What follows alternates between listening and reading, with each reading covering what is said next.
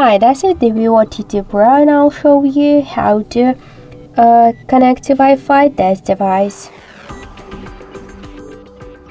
So first we should open the settings and then tap to network and internet.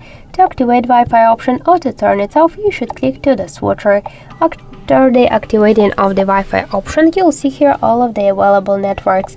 Select one from the networks and enter the password. Then just tap to connect and wait a couple of seconds. We could see that our device successfully connected to this network.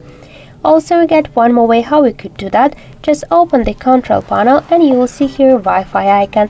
So click to this icon to activate Wi-Fi or to turn it off, and to launch full Wi-Fi settings, hold it for a while, and after that you could select the network, enter the password and connect.